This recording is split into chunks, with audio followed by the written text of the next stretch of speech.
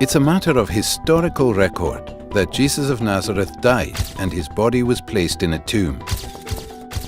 It's also been firmly established that after his death and burial, his tomb was found empty. Various individuals and groups saw appearances of Jesus alive, and his disciples somehow became absolutely convinced that Jesus had risen from the dead. These are the historical facts. How do you explain them?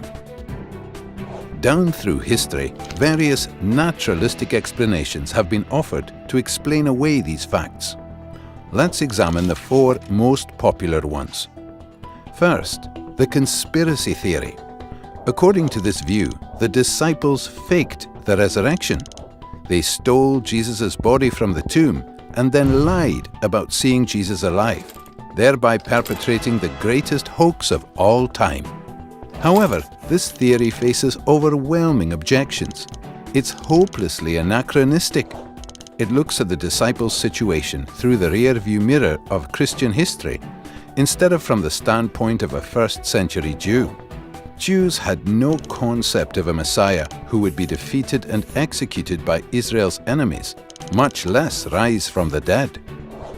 In Jewish thinking, the resurrection of the dead was a general event that takes place only after the end of the world and has no connection at all with the Messiah. The conspiracy theory also fails to address the disciples' obvious sincerity. People don't willingly die for something they know is not true. An honest reading of the New Testament makes it clear. These people sincerely believed the message they proclaimed and were willing to die for. For these and other reasons, no scholar defends the conspiracy theory today. A second attempt to explain the facts is the apparent death theory. Jesus didn't really die. He revived in the tomb, somehow escaped, and managed to convince his disciples he was risen from the dead. This theory also faces insurmountable obstacles. First, it's medically impossible. The Roman executioners were professionals. They knew what they were doing and made sure their victims were dead before taken down. Moreover, Jesus was tortured so extensively that even if he was taken down alive, he would have died in the sealed tomb. Second, this theory is wildly implausible. Seeing a half-dead man who crawled out of the tomb, desperately in need of bandaging and medical attention, would hardly have convinced the disciples that he was gloriously risen from the dead. As a result, no New Testament historians defend this theory today. A third explanation is the displaced body theory. Perhaps Joseph of Arimathea placed Jesus' body in his tomb temporarily because it was convenient. But later, he moved the corpse to a criminal's common graveyard.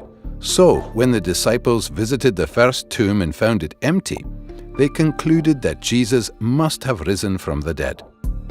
Once again, this theory cannot make sense of the facts. Jewish laws prohibited moving a corpse after it was interred, except to the family tomb.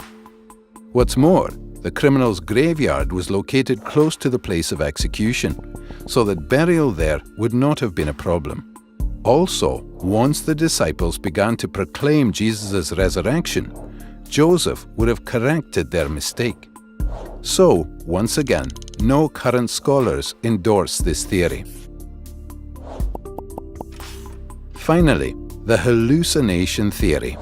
The disciples didn't really see Jesus, but just imagined that he appeared before them. They were all hallucinating. This theory also faces considerable problems. First, Jesus appeared not just one time, but many times. Not just in one place, but in different places. Not just to one person, but to different persons. Not just to individuals, but to groups of people. And not just to believers, but to unbelievers as well. There is nothing in the psychological casebooks on hallucinations comparable to these resurrection appearances. Second, hallucinations of Jesus would have led the disciples to believe at most that Jesus had been transported to heaven, not risen from the dead, in contradiction to their Jewish beliefs. Moreover, in the ancient world, visions of the deceased were not evidence that the person was alive, but evidence that he was dead and had moved on to the afterworld. Finally, this theory doesn't even attempt to explain the empty tomb. Thus, the four most popular naturalistic theories fail to explain the historical facts. Where does that leave us?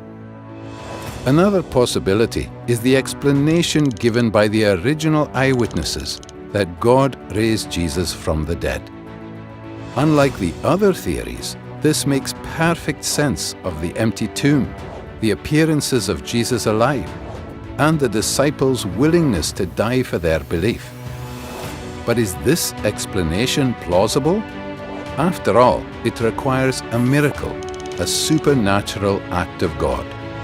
Think about it. If it's even possible that God exists, then miracles are possible, and this explanation cannot be ruled out. And surely it's possible that God exists. So how do you explain the resurrection?